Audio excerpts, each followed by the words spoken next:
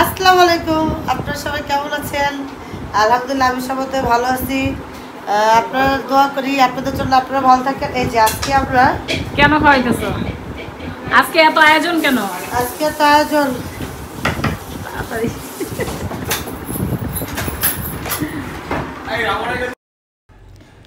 আসসালামু আলাইকুম। চলে আসলাম সুন্দর একটি ভিডিও নিয়ে। আশা করি সবাই ভালো আছেন, আমিও ভালো আছি আলহামদুলিল্লাহ। তো এত আয়োজন কেন বলতে গিয়ে আমাদের করার দরজায় করায় নক পড়েছে, তাই আর ভিডিওটা করা হয়নি। তো এত আয়োজন কিন্তু আমি করি নাই, আমার দুই ভাবি মিলে, বড় ভাবি আর ছোট ভাবি মিলে আয়োজন করেছে। আমার ছেলে চলে যাবে তাই খাওয়াবে। তো রান্না বান্নার মধ্যে ছিল গরুর মাংস, রোস্ট, পোলাও, ভাত, ডাল, কাবাব আর করলা ভাজি।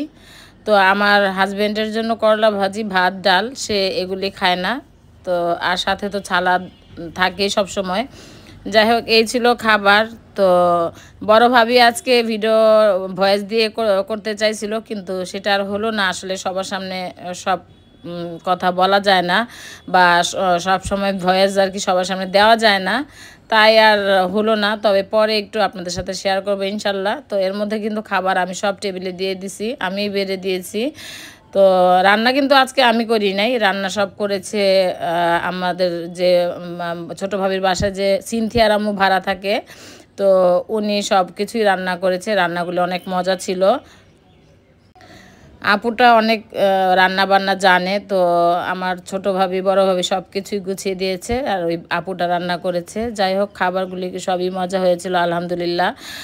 তো এই আর কি। আর আসার মধ্যে আসছিল আমার ছোট ননদ, আসছিল দুলাভাই, আসছিল আর আসছিল আমার হাবিবা, মানে আমাদের মেয়ের শ্বশুর শাশুড়ি, দেবর, জামাই।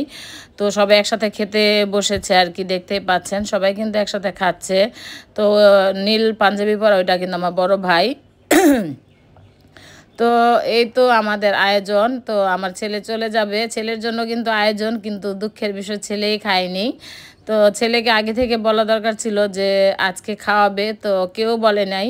আমারও মনে ছিল না, আর আমার দুই ভাবিও মনে করে নাই যে তোমাকে আজকে আমরা খাওয়াবো। তো ছেলের রাত্রে আবার একটা দাওয়াত ছিল, তাই ছেলে চলে গিয়েছিল। অবশ্য ছেলে পরের দিন দুপুরবেলা আমি গরম করে দিয়েছি, খেয়েছে আলহামদুলিল্লাহ। তো যাই হোক, আমরা খুশি। না করেছিলাম আমার ভাইয়ের বউদেরকে। তো আমার ভাইয়ের বউরা বলতেছিল যে আজকে যদি আপনার আব্বা আম্মা থাকতো তাহলে তো এর থেকেও বেশি আয়োজন করতো।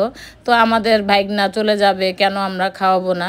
তাই আর আমি কিছু বলি নাই। আসলে কি আর বলবো, ঠিকই আমার মা থাকলে তো এর থেকে অনেক কিছুই হয়তো বা আয়োজন করতো, বা প্রতিদিনই আয়োজন করতো। যেহেতু মা নাই, কি আর করার, কিছু করার নাই। তো আমার মা থাকলে আসলে এখানে এই সময়টা আমার মা অনেক খুশি হইতো। আজকে কিন্তু আমি আমার মাকে অনেক মিস করতেছি। আমার মায়ের কথা প্রতিদিন কেন জানি মনে পড়ে, বাবার কথা খুব কম মনে পড়ে, তবে মায়ের কথা খুব বেশি মনে পড়ে। কারণ মার সাথে কিন্তু বেশি ছিলাম, বেশি মিশেছি। বাবার সাথে বড় হওয়ার পরে যখন বুঝতে শিখেছি, তখন কিন্তু বাবার সাথে আমি ওইরকমভাবে মিশতাম না। তবে ছোটোবেলায় কিন্তু বাবার সাথে আমি অফিসে যেতাম কান্নাকাটি করে। বাবা সারাদিন আমাকে অফিসে রাখতো, আমাকে আর আমার ছোটো ভাইকে। যাই হোক, আমার ছোটো ভাবি কথা বলতেছিল, মানে ওর ভয়েস দিয়ে ও বলতেছিল, সেই ভয়েসগুলোর আমি আজকে আর দিলাম না।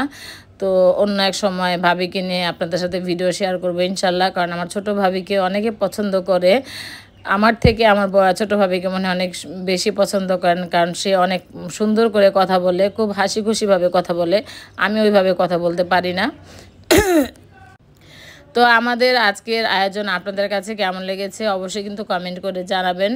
তো এখানে কিন্তু আমার মেয়ের জামাই, হাবিবার জামাই বসেছে, হাবিবার দেবর বসেছে, পিয়াল বসেছে, আর আমার বড় ননদের ছেলে শিমুল বসেছে।